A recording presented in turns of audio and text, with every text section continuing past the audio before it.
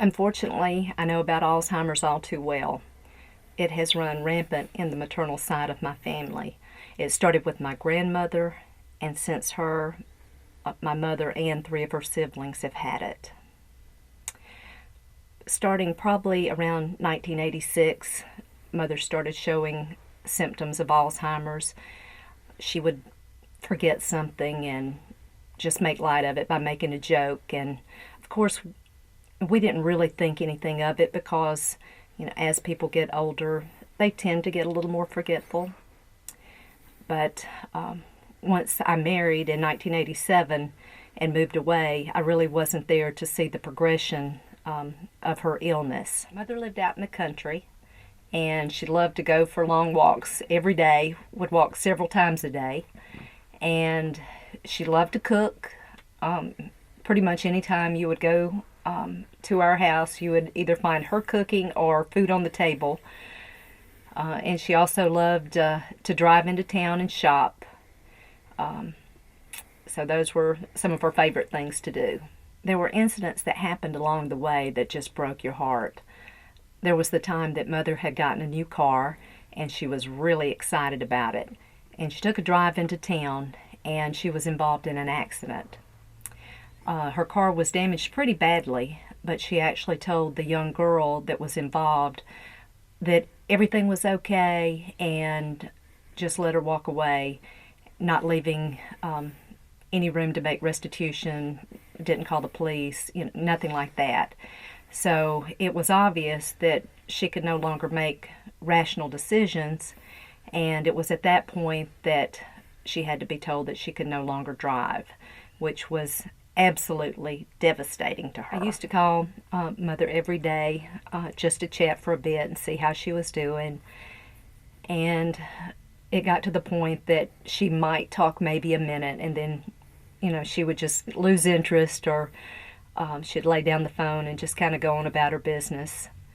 So it was really difficult when it got to the point that I didn't get to talk to her every day. Then there was the time that she was found cooking her eggs in dishwashing detergent.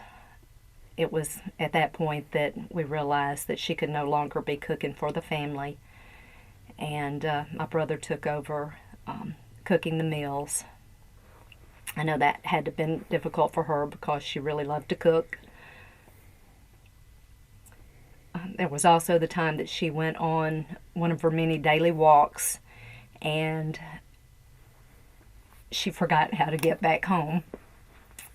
And one of the neighbors had found her and brought her back. And of course, it was at that point that she couldn't go walking by herself any longer. That a family member had to be with her once she went out walking. In 1999, when my daddy passed away, was when I really realized how much the disease had progressed. Mother and I had gone shopping to get her some shoes for the funeral, and she had walked around to the other aisle, and I heard her talking to someone. Well, she came back around in a couple of minutes and was visibly upset and said that that lady wouldn't talk to her. And so we went back around to the other aisle, and there she stood looking at herself in a mirror. And it was at that point that I really realized how much Mother was fading away.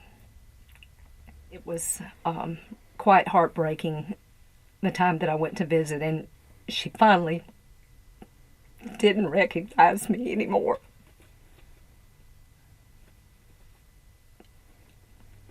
In January of 2004, she succumbed to the disease.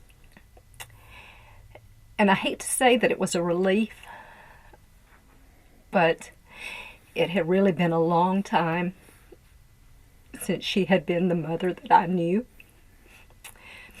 This disease is not only cruel to the people who have it, but maybe even more so to the people that are around them. It is so difficult to see the decline of the person you love.